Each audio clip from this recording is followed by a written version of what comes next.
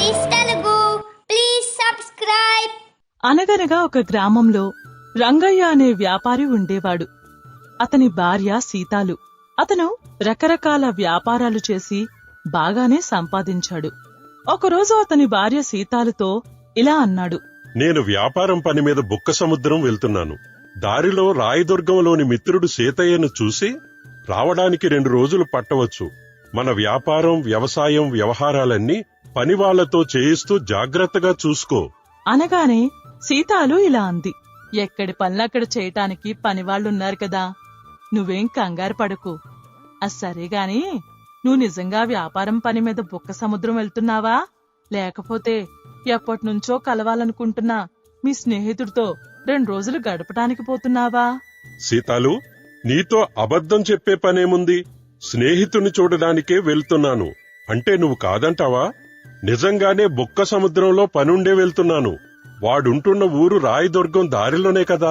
వాడిని పలకరించి కాసేపు ముచ్చటించి వాడు బలవంతం చేస్తే 1 పూట ఉండి వస్తాను. సరేనా? సరేగాని ఇప్పుడు మీ స్నేహితుడు ఆర్థిక పరిస్థితి ఎలా ఉందో? పగవాడైనా బాగోవాలని కోరుకుందాం సీతాలు. అయినా వాడు నా బాల్య స్నేహితుడు. బాగానే ఉంటాడని ఆశిద్దాం. సరే, అలాగే అనుకుందాం. మీరు క్షేమంగా వెళ్ళిరండి అనగానే రంగయ్య వీధిలోకి నడిచాడు. రంగయ్యది పామర్రు అనే గ్రామం.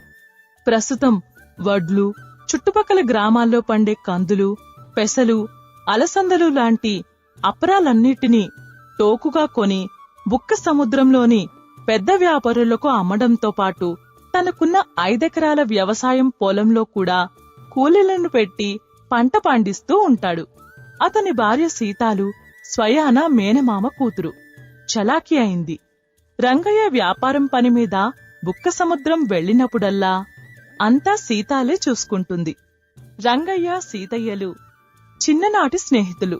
రాయదుర్గంలో ఉండే సీతయ్య, పామరులో ఉండే రంగయ్య చదువుకునే రోజుల్లో బుక్క సముద్రంలోని పూటకొళ్ల వాళ్ళ ఇంట్లో ఉంటూ 7వ తరగతి వరకు చదువుకున్నారు.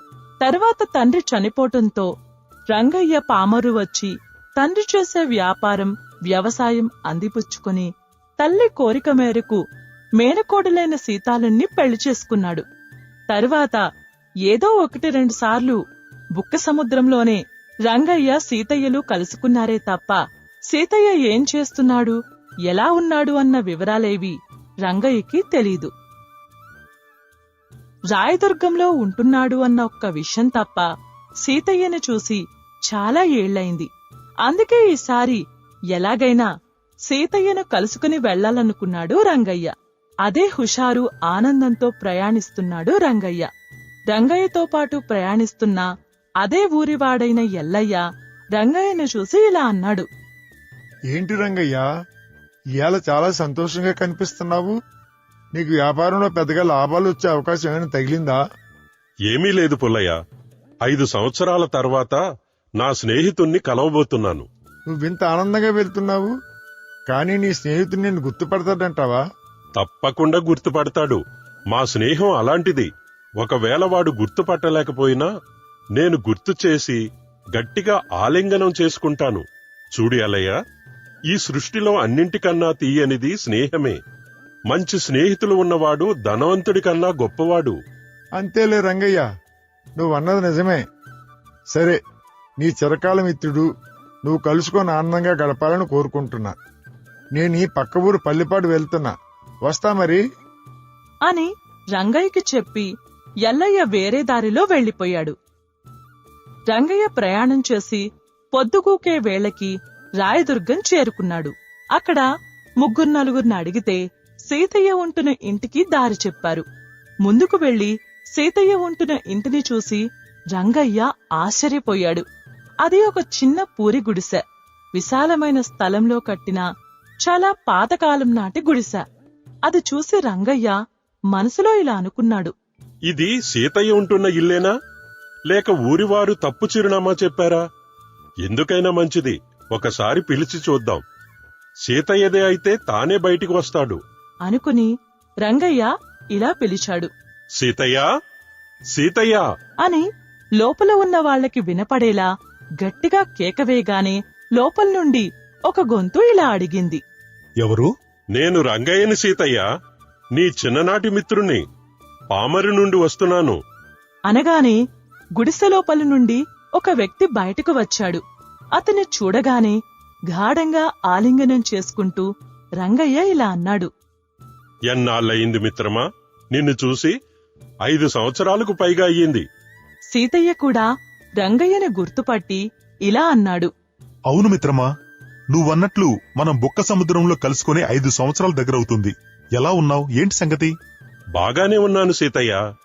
ఈ ఊరి మీదుగానే నెలకు 2 నెలలకు ఒకసారి నేను వ్యాపారం పని మీద బొక్క సముద్రం వెళ్తుంటాను. చాలాసార్లు అనుకున్నాను కాని కలిసే వీలు పడలేదు. నువ్వేంటి ఇంకా అలాగే ఉన్నావు?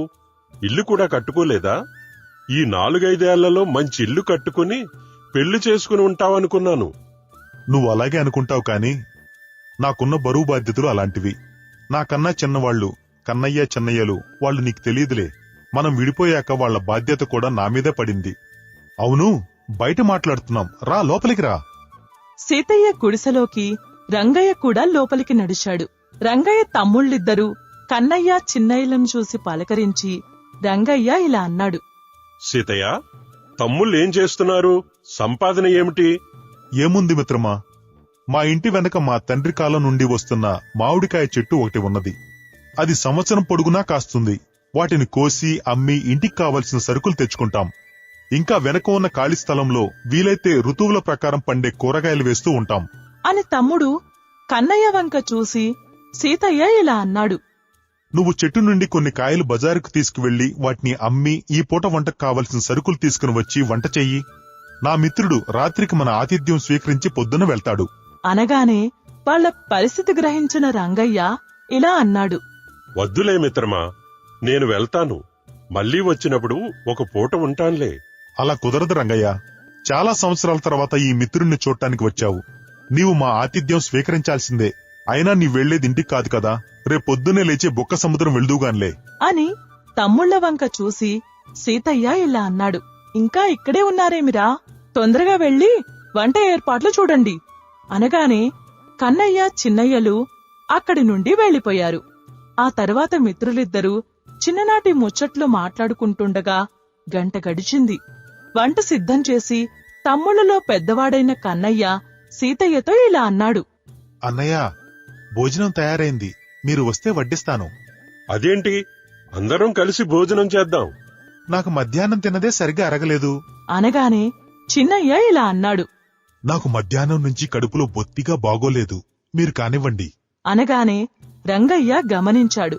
వాళ్ళు మామిడికాయలు అమ్మగా వచ్చిన డబ్బులతో తెచ్చిన దినుసులు ఇద్దరికి మాత్రమే వండటానికి సరిపోయిందని. రంగయ్య సీతయ్య భోజనం ముగించి నిద్రకు ఉపక్రమించారు. నిద్రపట్టని రంగయ్య ఇలా ఆలోచించాడు. ఈ సీతయ్య అతని తమ్ముళ్ళిద్దరూ ఏ పని చేయకుండా ఏ రోజుకా రోజు ఆ మామిడి చెట్టు నుండి కాయలు కోసి అమ్మగా వచ్చిన డబ్బులతో సరుకులు తెచ్చుకొని వండుకు తిని పడుకుంటున్నారన్నమాట. ఆ చెట్టు మీద ఆధారపడి ఏ పనిపాటా చేయడం లేదని అర్థమవుతున్నది. నా బాల్యమిత్రుడు సీతయ్యకు ఏదైనా సహాయం చేయాలి. నా దగ్గర కావలసినంత ధనం ఉంది. ఆర్థికంగా సహాయం చేసి వ్యాపారం పెట్టిస్తే నిలుపుకుంటాడా? ఇంకెలా సహాయం చేయడం అని తీవ్రంగా ఆలోచించగా రంగయ్యకి ఒక ఆలోచన వచ్చింది.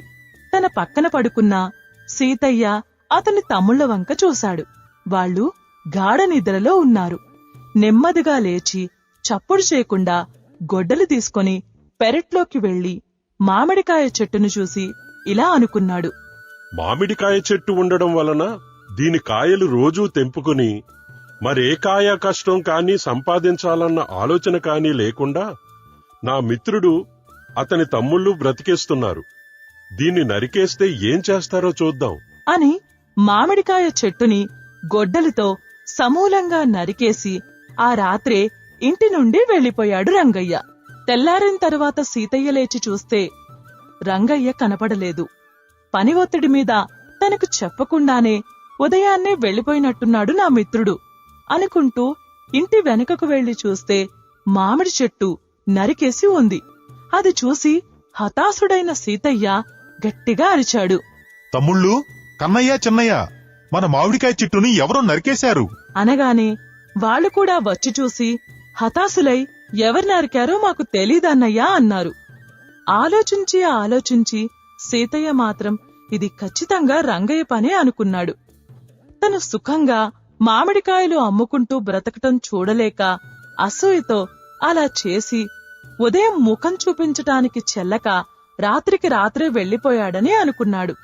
ఇది జరిగిన 2 సంవత్సరాల వరకు మళ్లీ రంగయ్య అటువైపు రాలేదు. కాని కొంతకాలం తరువాత ఒకరోజు బుక్క సముద్రంలో రంగయ్యకి సీతయ్య తారసపడినా తను మామిడికాయ చెట్టు నరికినందుకు భయపడి ముఖం చాటేసుకుని వెళ్లిపోతుండగా రంగయ్యను చూసిన సీతయ్య ఇలా అన్నాడు. మిత్రమా, ఏంటి నన్ను చూసినా చూడనట్టు వెళ్ళిపోతున్నావు? అనగానే రంగయ్య ఇలా అన్నాడు. ఏం లేదు మిత్రమా, ఆ రోజు మీ ఇంటికి వచ్చి మీకు అన్నం పెట్టే మామిడి చెట్టుని నరికేసినందుకు నీతో మాట్లాడలేక వెళ్ళిపోతున్నాను. దాంతో సీతయ్య ఇలా అన్నాడు. ఆనాడు నువ్వు మంచి పనే చేసావు మిత్రమా. చెట్టు వలన మేము ఏ ఇతర పని చేయకుండా ఇంత తిని బద్ధకంగా పడుకునేవాళ్లం. నువ్వు ఆ చెట్టు నరికేసి మా కళ్ళు తెరిపించి మా బద్ధకం వదిలించావు. అప్పట్నుండి మేము బ్రతకడానికి కష్టపడుతూ డబ్బు సంపాదించి వ్యాపారం కూడా చేస్తున్నాం. ఇప్పుడు పూరిగుడిసె స్థానంలో ఒక పెద్ద భవంతి కట్టుకున్నాం. మా 3 అన్నదమ్ములం పెళ్లిళ్లు కూడా చేసుకున్నాం. ఇదంతా నీ చలవే మిత్రమా. ఒకసారి నీ భార్యను తీసుకుని మా ఇంటికి రా, విందు చేసుకుందాం. నేను ఉన్నత స్థాయికి రావడానికి కారణమైనందుకు నీకు ధన్యవాదములు.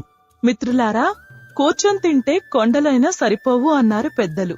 ఏ పని చేయకుండా బద్ధకంగా పడుకుంటే మనిషి ఎదగలేడు, ఏదీ సాధించలేడు. చీమలు కూడా ఆహారం కోసం ఎంతో దూరం బారులు తీసి కష్టపడి వెళ్తాయి. మనిషి కూడా కష్టపడితేనే ఉన్నత శిఖరాలు సాధించగలడు. అవునంటారా? మా ఈ కథ మీకు నచ్చినట్లయితే లైక్ చేయండి, షేర్ చేయండి, సబ్స్క్రైబ్ చేయండి. మీ అభిప్రాయాలను కామెంట్ రూపంలో మాకు తెలియజేయండి. ధన్యవాదాలు.